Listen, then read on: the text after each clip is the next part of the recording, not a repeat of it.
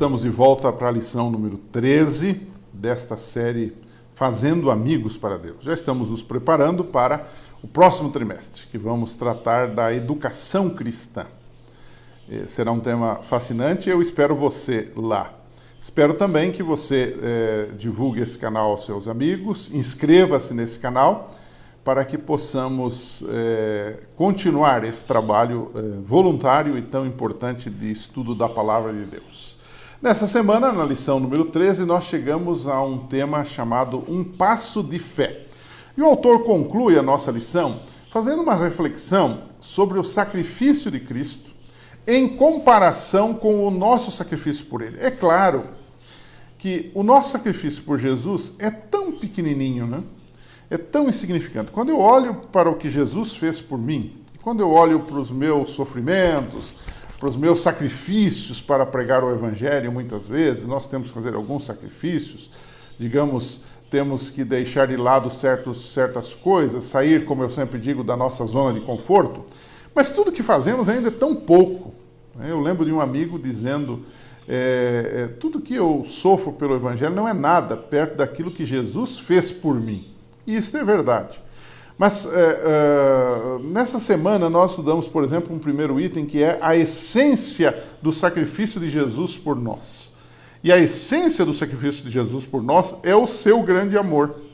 João 3,16 diz, porque Deus amou o mundo de tal maneira que deu o seu Filho unigênito, para que todo aquele que nele crê não pereça, mas tenha a vida eterna. Ou seja, Paulo, explicando isso também em Filipenses 2, 5 a 8, ele diz que Cristo esvaziou-se temporariamente das suas prerrogativas divinas e encarnou-se por amor.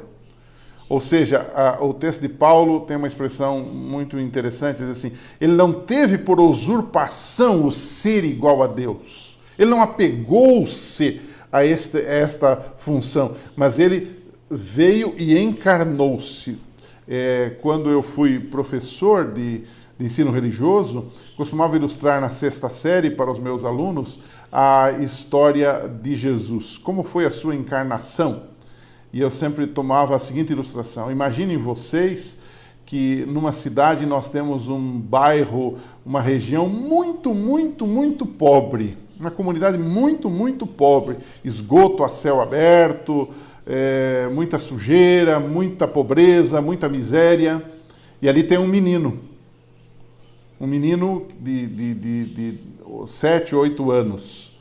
E imagine você na mesma cidade, num lugar oposto a esse lugar muito pobre, imagine um menino vivendo num apartamento de 400 metros quadrados, com tudo que ele possa imaginar, com todos os brinquedos, com todas as comidas, com todas as roupas, com todas as coisas que ele quer ter, com todo o amor e carinho da sua família.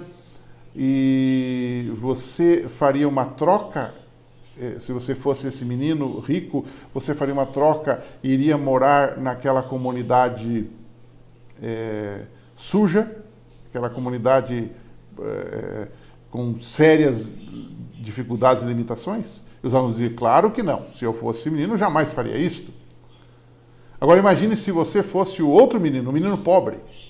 Você deixaria aquilo e você iria para a comunidade, para a casa do rico? E todos os meninos diziam lá na sala da sexta série, sim, pastor, nós iríamos tranquilamente. Eu disse, foi exatamente isso que Jesus fez. Ele trocou de lugar conosco. Ele desceu esse mundo imundo, pecador, sujo, cheio de doenças, e ele tomou o nosso lugar. Esta foi a encarnação de Cristo. Ele trocou o melhor pelo pior. Ele trocou o perfeito pelo imperfeito. Tudo por quê? Porque ele nos amou. Então, o seu sacrifício, o seu serviço de amor abnegado são a nossa motivação, né? Você lembra de 2 Coríntios 5,14? É um bom verso para ler com os nossos alunos, né? O amor de Cristo nos constrange. Algumas traduções trazem nos motiva. Mas a palavra constranger aqui, embora seja uma palavra antiga nesse contexto, ela tem sentido, porque Deveríamos ser constrangidos pelo seu amor, sentir vergonha do pouco que podemos oferecer para ele, diante do tudo que ele nos ofereceu, morrendo por nós e vivendo por nós, ressuscitando por nós. Tá? Então, a essência do amor, do sacrifício de Jesus, é o amor. E nós deveríamos nos mirar nisto. Né? E aí nós vamos para um segundo aspecto. Agora, não de Jesus, mas de pessoas na Bíblia que tiveram um serviço amoroso, fizeram um sacrifício pelos perdidos. Né? O primeiro grupo que aparece na nossa lição são os discípulos de Jesus. Né? Eles deixaram seus barcos, que era o seu ganha-pão, a sua ocupação, a sua profissão, deixaram um ambiente familiar, que para aquele povo era muito importante, para seguir a Jesus. Há um texto da Bíblia que diz que eles, deixando tudo, o seguiram, Mateus 4, 18 a 20. Né? Porque eles sentiram o propósito, o chamado para algo mais elevado, para algo mais duradouro. A mesma coisa acontece conosco, aceitamos a Jesus. Né? Mateus, por exemplo, é um outro episódio que nós temos na lição dessa semana. Né? Mateus abandonou o seu mundo confortável e rentoso para seguir a Jesus. E andou com ele e sofreu as dificuldades de andar com Cristo aqueles 3 anos e meio. Paulo, né? Paulo era alguém muito famoso, mas teve que ser tirado dos seus preconceitos, da sua própria sabedoria, do seu conforto. E quando a gente estuda a vida de Paulo, e quando estudamos aquela lição de Atos, várias vezes eu tive vontade de chorar ao perceber as lutas, as dificuldades de Paulo, sofrendo perseguição dos de fora da igreja e dos de dentro da igreja. E esse tipo de perseguição é a que dói mais na gente. Mas Paulo esteve servindo ao Senhor na expansão do Evangelho pelo mundo. Você lê o livro de Atos, capítulo 9, versos 3 a 6, 10, verso 20, você vai perceber tudo isso. Né? Então, essas histórias, elas nos mostram que nem sempre abandonamos coisas ruins. Veja, os apóstolos abandonaram os barcos, a pescaria. Não era uma coisa ruim, era uma coisa boa. Não tinha pecado nenhum nisso. Mas eles serviram a Jesus de forma completa. Claro que hoje eu não preciso abandonar a minha profissão para seguir a Jesus. Eu posso fazer as duas coisas. Eu posso fazer dessa minha profissão um ministério também. Agora, nem sempre temos que abandonar coisas ruins para servir a Jesus. E muitas vezes nós precisamos abandonar certas coisas que para nós são boas e confortáveis para servir ao Senhor. Sempre há uma necessidade disso. E quando falo disso, eu lembro, por exemplo, de Ellen White. Ela foi uma escritora, uma pregadora, uma profetisa, e ela teve que abandonar certas coisas boas. E isso custou para ela, digamos assim, muito. Né? Em algum momento ela deixou os filhos com outras pessoas para que pudesse viajar e então proclamar as mensagens que Deus estava lhe dando. Pensa que isso é fácil? Não é tão simples assim.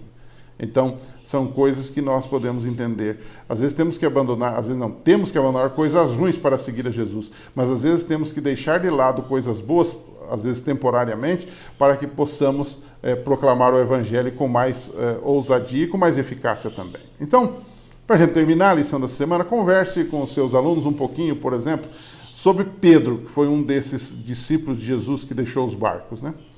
E a sua experiência com Jesus. Alguns pontos a serem considerados por Pedro, né? O primeiro, seu erro em negar a Jesus, lá no final da sua trajetória, né? Mas isso quer dizer o seguinte, que em algum momento da vida nós vamos falhar. Você ou eu podemos falhar com Jesus, tá? Então essa é a primeira verdade. A segunda verdade é que, apesar de falharmos, devemos continuar seguindo a Jesus e testemunhando de Jesus. O perdão e a aceitação de Jesus para com Pedro foi essencial.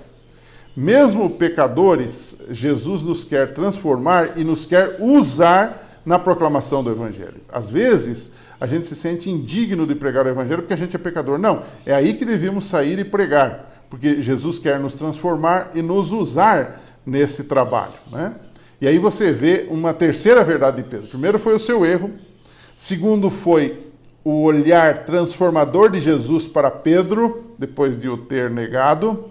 E o terceiro foi agora o inverso de tudo isto, o sacrifício de Pedro por Jesus, a ponto de dar a sua vida. A tradição fala de que Pedro teria sido crucificado de cabeça para baixo, porque ele disse: eu não sou digno de ser crucificado como meu Senhor. Pelo menos é o que diz a tradição.